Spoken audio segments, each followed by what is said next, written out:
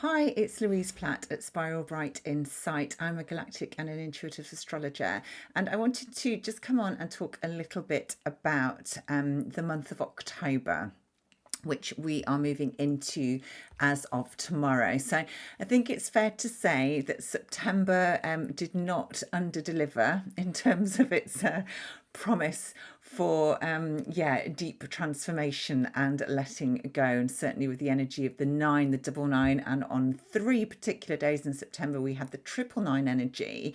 There has been a huge emphasis on clearing out old patterns, old programs, old beliefs, old ways of being. Everything has been really stirred up from the depths in order to be released. And certainly I have found that with huge intensity in my own life. And I know I'm not alone. But as we move into October, when we will be working with the one energy. So this is about new beginnings. But just bear in mind that the one is at the very start. So this is about seeding something, bringing a new idea into being, but not perhaps giving it its full form, giving it, I don't know, any of the layers that it needs to really take off. So I guess, I might compare it to perhaps the new moon energy where, we have something that might be buried, it's in the darkness, but it is starting to germinate and start to come into being. And that's what October feels like. And it may actually be a precursor to 2026 this month in some ways, because 2026 will bring the universal year number one into being. So next year is a lot about new starts and new beginnings, and perhaps we're going to get a little bit of a heads up in October as to what that might look like for us. And that obviously is always at a personal and or a collective level. So we're in October. We are in Libra season. As I record this, the sun is at 7 degrees of Libra. And this for me is always going to highlight themes of balance, of harmony, of peace through Libra, but also relationships, collaboration, partnership coming together. That is a big theme with Libra. There are contracts, agreements also that come into the Libra signature. And I think from a soul perspective, one of the biggest things that we sort of work with when we are in Libra, when we've got strong Libra in the chart, whether that's transit or natal, is the mirror effect. So starting to understand that so much of our reality is either being projected by us onto other people or is being mirrored and reflected back at us. So this is how we learn. This is how we learn about the self, through seeing aspects of ourselves that perhaps might be hidden or that we've maybe denied or not wanted to look at before, reflected back to us through other people, through other situations, even places. But anything that seems or appears to be external to the self is often sort of comes through Libra, because Libra for me is a massive, massive mirror. And that is how we learn. And, the truth is that we do learn through other people. We do learn through relationships.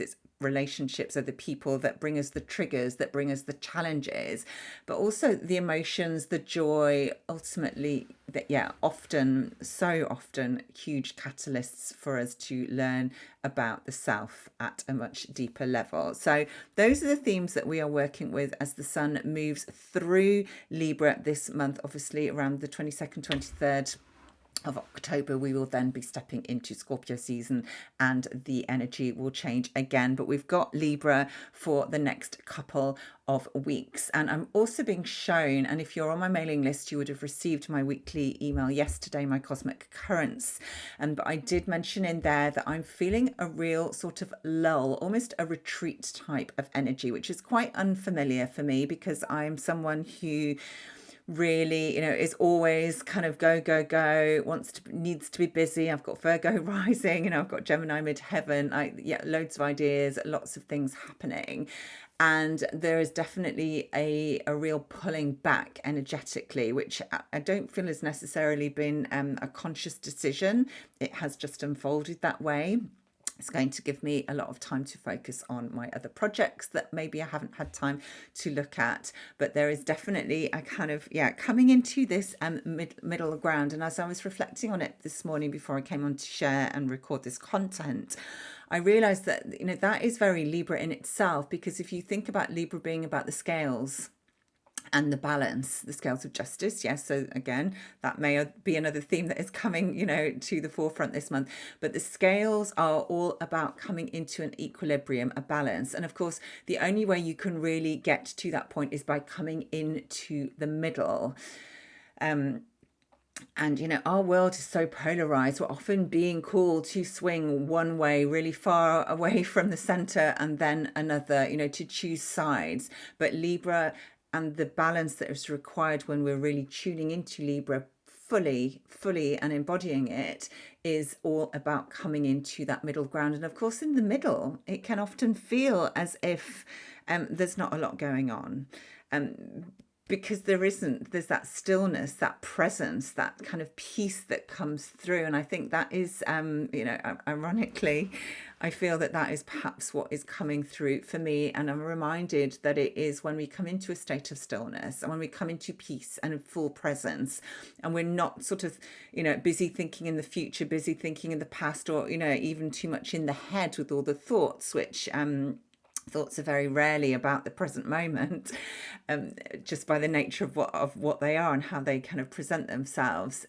This is about coming into that stillness, and that is when the insight comes. That is when the inspiration and also the understanding. And I feel that we're on this real kind of journey now, and of course we have been for infinity, but it feels like it's speeding up, where there is huge amounts of leaps of consciousness and awareness and understanding, being able to see the bigger picture, having that insight. But often we can't access that until we come into that stillness. So I think this is also going to be really important for October, that we find as many opportunities as we can to come into that stillness. So if you are feeling that perhaps, your spark has gone, your mojo's gone, your passion has gone, or, you're just not interested in the same things that you were before, or, things just aren't kind of grabbing you, perhaps in the way they haven't. I think for a lot of us, that is going to feel like something's gone wrong. But I feel that it's not. It's absolutely by design. It's absolutely intentional, and it is to kind of pull you back into a state of presence where you're not being distracted, where you're not being pulled, one way or another. But yeah, that is, and like it's about neutrality as well, and not taking sides. Which again, the world, society is screaming at us to take sides at the moment. It has been for a long time, and one of the strongest and most courageous things we can do at this time is to come into that middle point, not sort of be, I don't know, distracted or pulled away, and sort of see anything outside of the self as anything other than a reflection of what is going on inside. So if that's kind of where you're at, then I feel this is exactly where we're meant to be, and I hope that is reassuring in some ways. I think I'm probably trying to reassure myself a lot as well. Obviously I talked about partnership and collaboration and relationship as part of Libra. So again, there is a lot of merit and gold, an opportunity through collaboration. And, again, this might be something that you are being sort of drawn into more in this month of October as the sun moves through Libra. And again, it's not always about going out and... I guess, for me, the way I'm being shown it is that in terms of collaboration, I'm working with a lot of people at the moment that helping me to see myself, my true self, and what is going on. It's sort of within, beneath the layers that perhaps I'm not able to quite access myself. I can get to the truth when I, when it's ready to be revealed, but often I'm needing people to help me, give me that spark, give me that inspiration, that idea, that piece of the puzzle. And I feel that is going to be quite key this month, sort of inviting in others to, I guess, signpost the way at times when it is needed. So not ever being codependent, because the truth is, we're all on our own journey. We all have our own answers within, and there's no question that that is not truth, but sometimes it can be hard to access them. So again, I feel that the collaborative nature of Libra is going to really support us in unlocking a lot of the wisdom that perhaps we haven't been able to get to before now. And of course, I will say, that astrology is the most phenomenal way for me to access huge insight. And, even just this morning, I've been looking at some of the transits and looking at how the transits in the chart are sort of lighting up my natal chart and also my design chart. And that is something that I'm going to be coming on and exploring with you in a lot more depth in the coming weeks, because I'm working very much with the chart that applies to my body. And my unconscious. So I will explain more about what I mean by that in due course. So yeah, please do subscribe, by the way, if you're not already subscribed to my channel, so that you don't miss out on these sort of things as they come up. But yeah, just exploring my own chart, my design chart, my natal chart, and the transit chart. There is just so much wisdom in there. And when you start to really dig deep and look at the fixed stars, look at the asteroids, look at the dwarf planets, which has been a huge part of my evolutionary work in terms of how my work has evolved and shifted and expanded, certainly over the past year. Again, the insight that I'm getting is absolutely phenomenal. And I know that it's true. I know I'm unlocking deep and remembering deep truths from within, because I get a really sort of physical, emotional response. Often, my body starts shaking, or the tears come, or I start coughing. Again, there's very sort of, the body at this time, and I think, again, this is coming through because it applies to everybody. The body is ready to release and let go and reveal a lot of what has been stored, what we've been holding on to. And, as we kind of move through this time, the remainder of the year, 2025, we've got October, November, December, 3 months left of the 9 energy. That's a lot of time for, the releasing process to continue. So I think there's, we're definitely, although October's the number 1 month, we're not done with the 9 energy. And, this is something that we're all going to be letting go of, lifetimes, timelines, just tons and tons of stuff that is holding us back, that is no longer needed. It's no longer supporting us. And sometimes, again, it's all about perspective, but things that you might have sort of seen as a block, as a hindrance, actually it was there for a reason. But if it's time for it to go, the chances are it will be. And I think the next 3 months, there's going to be an escalation potentially of that process taking place. It's been started off, it's been it's been happening all year. It intensified in September, but the feeling is that now we know what it feels like, what it looks like energetically to do this. We can just get on and really let things go. And I think I've been really thinking about the words and how, so many specific sayings and phrases have got such negative connotations. And if you think even just to say, let it all go, I mean, that in many forms is really negative, because if you think, if you say, she's really let herself go, it's like, well, that's not a good thing. But actually, this is what we're here to do. The one that came through last night that really, I'm digressing a bit, but it was about showing yourself up. Because I'm working on, not feeling I need to hide, and, feeling safe to be seen and to show up and, just, speak my truth. And I was thinking, gosh, if you're, as a child, don't show yourself up, because somehow that's a bad thing. But actually, that is what we're here to do. If we can't show ourselves up to the world, then, what's the point of being here? So I was kind of thinking, oh my goodness. Our language has got a lot. It's limiting in the extreme, I would say, in many cases. But yeah, I've gone slightly off course there. But as well as so the 1 month Libra, we've got Pluto, which is going to station direct this month. Now let me double check which day that happens. I've got my notes here, on the 14th of October. So Pluto will station direct at 1 degree 22 minutes, but is still out of bounds. So Pluto out of bounds does not have the regular rule book, doesn't have to kind of stay within its perimeters. Now, Pluto's not necessarily an easy energy to work with, to start with, but when it's out of bounds, it's kind of, yeah, it's just basically doing its own thing. So the fact that Pluto is stationing direct in Aquarius feels big, but the fact that it's also out of bounds and it will be in trine still to Uranus, which is still retrograde, Sedna, and sextile Neptune. So stationing direct, out of bounds energy, connecting to all the other outer planets as well. We're going to see some big shifts. We're going to see a lot of big transformation, a lot of evolution, but through the uncovering of what has been hidden, secrets coming to light. And yeah, obviously Pluto is going to interact with Mercury moving into Scorpio, which will happen before it stations direct. But again, there's a lot of uncovering, a lot of shadow coming to light and being seen, which needs to be seen.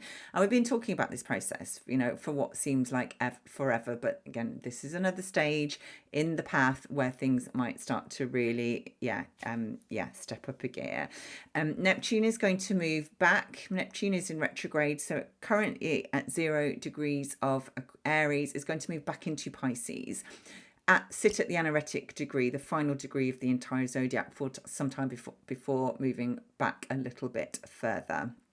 So this is significant because Neptune at that final degree is like, it's going to feel as if anything that we were trying to hold on to is just slipping through our fingers. It's literally, there is likely to be no time. Remember as well that Saturn is also retrograde in Pisces. So the rule book is basically been thrown out the window. There is very little form, very little structure. Everything is being sort of moved around for our greatest good. So, we've got to kind of see this as a positive. But with Neptune at the final degree of Pisces, illusions might be starting to dissolve as well. So, things that, or visions or ideas that we had, the way things are being shown to us might be starting to dissolve. And again, that can create a lot of chaos because there are certain people who are trying to create an image, create a visual, to show people what they want people to see, project things onto us. And with Neptune at the final degree of Pisces, it's like, oh my goodness, that's not really an option anymore. So that's going to kind of create a lot of distortion even more. But also, the veils are falling, they're slipping. There is just nothing for them to hold on to. Saturn in Pisces as well in retrograde. This is about fears being dissolved. So things that, have kept us feeling limited, feeling restrictive, because they have created fear within us, that is also starting to dissolve as Saturn sort of spends time again back in Pisces. And again, be mindful as well that both these planets are retrograde. So this is happening from the inside out. This is internal. This is internal fears where you have been keeping yourself held back, keeping yourself small, keeping yourself limited. That is kind of just, melting away. Same with Neptune. If you might have been creating this idea, this illusion within yourself that you believed, and the mind is very clever. We can think something and believe it to be true, or we can see something and believe it to be true. Again, all of that just, literally dissolving, melting away. So there's it's going to feel like very strange. And again, final degree of Pisces, linear time isn't really a thing anymore when we're working with this energy. So again, be mindful that if you're feeling like, you're in time loops or weird things are happening, and it's the energy, and it's like we have to surrender. We have to just go, oh well, okay. Things feel like really crazy, but okay, that's just it's a transit. And I think we need to really have a lot of what we believed or thought to be true challenged at this time, because we have been living in for a lot of us a reality that is not based in truth. And when I say the word truth, I'm reminded that everybody's version of truth is actually different. So again, that is also going to be a belief that is challenged, in terms of waiting for the truth to be exposed. Well, it's not really about anything external. It's about your inner truth, and can you really see and remember and claim your own truth. And perhaps you've been hiding that from yourself for long again. So there's lots of different things going on. Mercury is going to move into Scorpio on the 6th of October, move very, very quickly, and will come into Sagittarius at the end of the month. And then in November, we'll be going retrograde in Sagittarius and moving back into Scorpio. So Mercury is at speed in Scorpio. Again, this is about the depths, going into, really explore the inner emotional world, what is hidden, our shadows of the mind, our understanding the stories that we have told ourselves and been told. And then as he moves into Sagittarius, we start to take flight and be able to see the bigger picture. But we are going to have to go back and review some of those shadows when Mercury goes retrograde. And Aquarius energy is really strong this month, because not only is Pluto stationing direct, obviously Uranus is in Gemini, but Uranus is the planet that is ruled by Aquarius, or is Aquarius's ruling planet.